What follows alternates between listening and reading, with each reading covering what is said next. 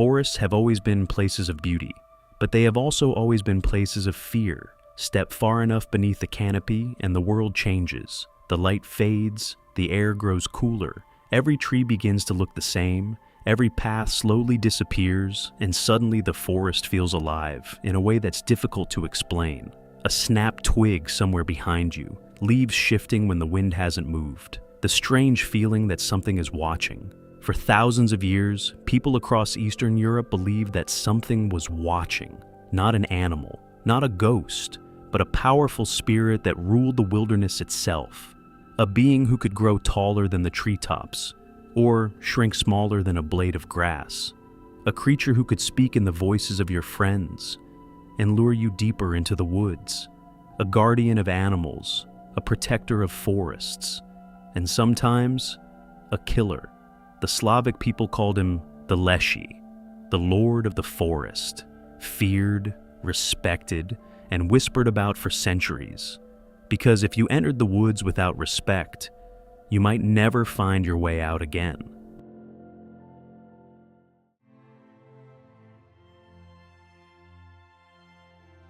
To the ancient Slavs, forests were not empty wilderness. They were living worlds filled with spirits, and among those spirits, none were more powerful than the Leshy.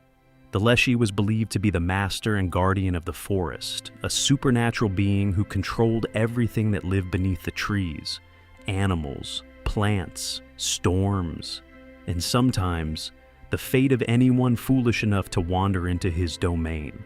Unlike many monsters of folklore, the Leshy was not limited to a single form. He was a shapeshifter. Most often he appeared as a tall man, sometimes impossibly tall, covered in shaggy hair, with long claws and piercing eyes. His skin could resemble bark. His beard might be green like moss. Some stories claimed he had horns and cloven hooves. But appearances meant little when it came to the Leshy, because he could become anything within the forest: a bear, a wolf, a bird in the trees, a passing traveler, even the voice of someone you trusted. And sometimes he would call out to people wandering the woods, using familiar voices to lure them deeper and deeper into the forest. Those who followed often found themselves hopelessly lost. According to old Slavic stories, the Leshy delighted in confusing travelers. He could twist paths, move landmarks, or simply cause someone to walk in circles for hours, until exhaustion or panic overtook them. And once a person was lost, the forest itself became their enemy. Ravines, swamps, predators. The Leshy did not always kill directly. Sometimes he simply guided people toward their own destruction. Yet, strangely, this powerful spirit was not purely evil, because the Leshy also protected the creatures of the forest. He guarded animals, he watched over trees, and hunters believed their success depended on whether the Leshy favored them that day. In fact, people believed that every forest had its own Leshy, and when two Leshy fought over territory, the results could be terrifying. Storms tearing through the woods, trees crashing down, boulders tumbling down hillsides. Events that ancient people explained as the battles of invisible forest spirits. The Leshy was not just a monster, he was the forest itself, given form. Despite how vivid these legends are, the true origins of the Leshy remain mysterious. The ancient Slavs left behind very few written records of their mythology. Much of what we know today survived only through oral tradition, stories passed down through generations. In fact, the earliest historical references to the Slavic people themselves appear only around the 6th century. As Slavic groups spread across Eastern Europe, they developed different cultures and languages. But one thing remained consistent: their folklore. Stories of spirits who lived in homes, spirits who lived in rivers, and spirits who ruled the forests. Among these, the Leshy became one of the most enduring figures. Even the creature's name reveals its origins. The word Leshy comes from a Slavic root meaning forest or wood, essentially translating to the forest spirit. But beliefs about the Leshy evolved over time. Originally, many scholars believed the Leshy was simply a guardian spirit of nature, a powerful protector of wild places.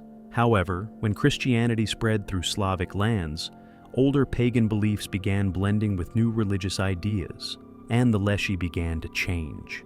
In some Christian interpretations, forest spirits like the Leshy were said to be fallen angels, cast down to earth after a celestial war. In other stories, they were believed to be the forgotten children of Adam and Eve, who fled into the wilderness and became spirits out of shame. These new interpretations slowly reshaped the creature's image. Traits like horns and cloven hooves, symbols often associated with demons in Christian lore, began appearing in Leshy legends. What was once a nature guardian became something more sinister. In some stories, the Leshy was even said to be the child of a witch and the devil. This blending of pagan and Christian beliefs transformed the Leshy into a creature that was both ancient and evolving, a spirit rooted in nature, but colored by centuries of cultural change. To understand why people feared the Leshy, you have to imagine what forests were like centuries ago. Today, forests may be places for hiking or camping, but in medieval Eastern Europe, they were vast, untamed wilderness, dark, endless, dangerous.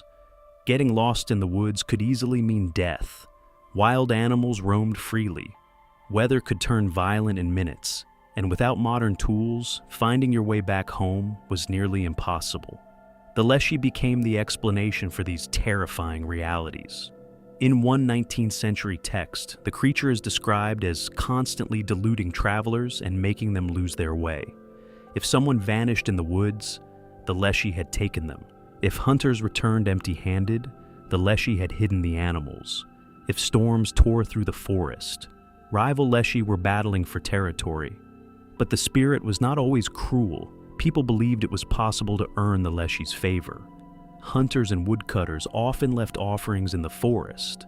One common ritual involved placing bread and salt on a tree stump. In Slavic culture, bread symbolized nourishment and survival. Salt was rare and valuable. Offering both together was a powerful gesture of respect and hospitality. Other traditions warned people not to offend the Leshy. Do not whistle in the woods, do not swear, do not harm plants without reason, and never hunt on certain sacred festival days.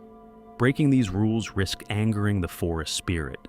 If someone believed the Leshy was already playing tricks on them, there were strange methods said to break the spell. Turning your clothes inside out, walking backward along your path, making the sign of the cross, or even trying to make the Leshy laugh. These rituals reveal something fascinating about the legend. People did not see the Leshy purely as evil. Instead, he was more like a wild, unpredictable force of nature, dangerous, but capable of mercy. And sometimes, people believed they could even make pacts with him. Hunters or herdsmen seeking success might attempt to secure the Leshy's favor through secret agreements. However, some versions of these stories warned that doing so required renouncing Christianity, another sign of how old pagan beliefs and new religious ideas collided. In certain tales, the Leshy even appeared wearing military uniforms, possibly inspired by fugitive soldiers hiding in forests. Other stories describe him approaching campfires and asking travelers for food. These details suggest that the legend may have absorbed real encounters with mysterious strangers living deep in the wilderness. Over time, the line between myth and reality blurred, and the Leshy became something more than just a monster. He became the embodiment of the forest's power and its dangers.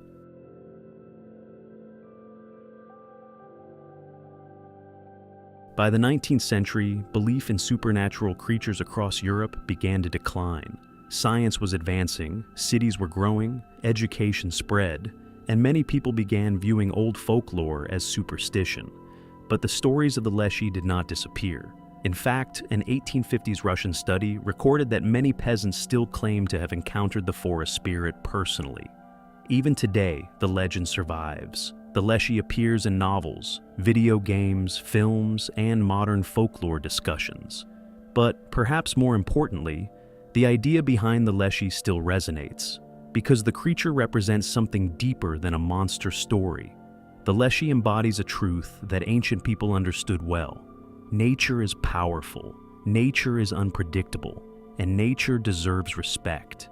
For centuries, the Leshy reminded people that forests were not simply resources to exploit, they were living places, sacred places, places where humans were not always in control. And perhaps that's why the legend still fascinates us today. Because even in the modern world, when we step deep into a forest, when the trees grow thick, when the sunlight fades, and when the silence feels just a little too heavy, it's easy to imagine that something ancient might still be watching, waiting quietly between the trees, neither good nor evil, just the spirit of the forest itself, the Leshy. And if you ever hear someone calling your name from deep within the woods, you might want to be very careful before you answer, because the forest has many voices, and not all of them belong to humans. If you enjoy exploring the darker side of folklore and forgotten mythology, please subscribe to the channel for more stories like this.